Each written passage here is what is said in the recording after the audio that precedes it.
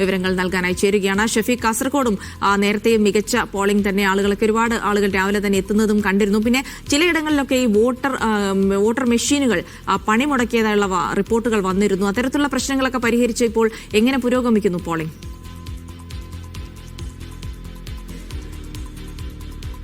കാസർഗോഡ് ജില്ലയിൽ തുടക്കത്തിൽ പോളിംഗ് മന്ദഗതിയിലാണെങ്കിലും ഇപ്പോൾ വലിയ രൂപത്തിലുള്ള മാറ്റം പോളിംഗ് ഇതിൽ വന്നിട്ടുണ്ട്. 50% ഇപ്പോൾ 1 മണിയോടടുത്തപ്പോൾ 50% പോളിംഗ് നടന്ന് കഴിഞ്ഞിരിക്കുന്നു.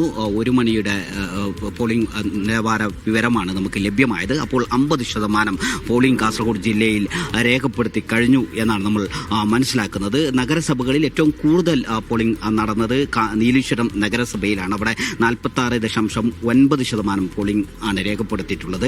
ഇതുവരെ കാഞ്ഞങ്ങാട് നഗരസഭയിൽ 38.84%, കാസർഗോഡ് നഗരസഭയിൽ 38.35% പോളിംഗ് പൂർത്തിയായിട്ടുണ്ട്. കാസർഗോഡ് മറ്റ് ഗ്രാമപ്രദേശങ്ങളിലൊക്കെയും ഇപ്പോൾ നല്ല രൂപത്തിൽ പോളിംഗ് പുരോഗമിക്കുന്നു എന്നാണ് എല്ലാ ഭാഗങ്ങളിൽ നിന്നൊക്കെ ലഭ്യമാകുന്ന വിവരം. നീണ്ട നിര തന്നെ വോട്ട് രേഖപ്പെടുത്തുന്നതിന് വേണ്ടി ഇവിടെ എത്തിച്ചേർന്നിട്ടുണ്ട്. തുടക്കത്തിൽ രാവിലെയുള്ള സമയത്ത് ഒറ്റപ്പെട്ട സ്ഥലങ്ങളിൽ മാത്രമേ ഇത്രയും നീണ്ട ക്യൂ കാണാറുണ്ടായിരുന്നുള്ളൂ. പക്ഷേ 10 മണിയോടുകൂടി തന്നെ കാസർഗോഡിന്റെ വിവിധ ഭാഗങ്ങളിലുള്ള ബൂത്തുകളിൽ നീണ്ട ക്യൂ തന്നെ നമുക്ക് കണ്ടു. അങ്ങനെ ആളുകൾ ഉച്ചയോടുകൂടി തന്നെ പകുതി വോട്ടർമാരും തങ്ങളുടെ സമ്മതിദാനാവകാശം വിനിയോഗിച്ചു എന്നാണ് നമ്മൾ ജില്ലയിൽ നിന്ന് ലഭ്യമാവുന്ന വിവരം. വൈകിട്ടോടെ കനത്ത പോളിംഗ് തന്നെ രേഖപ്പെടുത്തും. കഴിഞ്ഞ തവണ ഉണ്ടായിരുന്നത് 76% കാസർഗോഡ് ജില്ലയിലെ പോളിംഗ് എങ്കിൽ ഇത്തവണ അതിൽ കൂടാനുള്ള സാധ്യതയാണ് രാഷ്ട്രീയ കേന്ദ്രങ്ങളിൽ നിന്ന് മനസ്സിലാവുന്നത്. അതിശക്തമായ മത്സരമാണ് കാസർഗോഡ് നടന്ന. ഏറ്റവും ശക്തമായ മത്സരം ജില്ലാ പഞ്ചായത്തിൽ നടക്കുന്നുണ്ട്. കാസർഗോഡ് 3 നഗരസഭകളാണുള്ളത്. അതിൽ നീലേശ്വരം രൂപീകരിച്ചത് മുതൽ